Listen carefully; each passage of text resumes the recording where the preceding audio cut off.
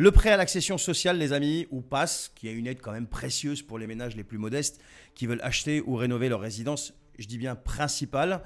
Alors, bien sûr, c'est un prêt qui est aidé, donc forcément, il y a des conditions strictes à respecter.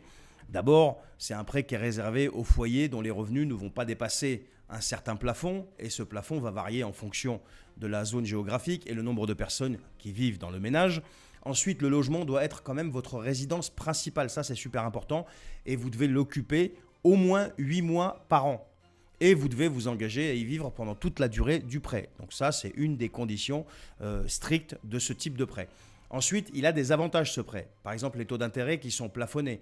Alors entre 5,35 et 5,80 pour l'année 2025. Il y a aussi des frais de notaire qui sont réduits et la possibilité de financer jusqu'à 100% du projet. C'est pas rien. Et ce prêt est accordé uniquement par des banques qui sont agréées, comme par exemple le Crédit Agricole, BNP Paribas, la Banque Populaire, la Société Générale. Alors je ne peux pas toutes les énumérer ici, vous pouvez aller rechercher sur Internet facilement. Alors la question qui se pose, c'est est-ce qu'on peut le cumuler avec d'autres aides? La réponse est oui. Par exemple avec le prêt Action Logement ou un prêt Relais. Mais par contre, depuis 2020, eh bien, les APL ne seront plus accessibles pour ceux qui financent leur achat avec un PASS. Alors vous allez me dire 5,35, 5,80, ça fait haut quand même. Oui, je sais, mais c'est un type de prêt qui est quand même réservé à une catégorie de personnes qui, sans ce prêt, ne peut pas prétendre à l'accession à la propriété.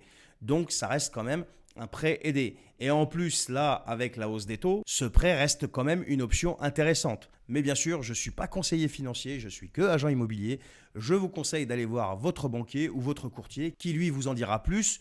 Et dans le détail, allez, je vous souhaite une bonne soirée, une bonne journée. Je ne sais pas à quelle heure vous regardez cette vidéo. Partagez-la si vous l'avez trouvée intéressante. Et je vous dis à bientôt. Salut!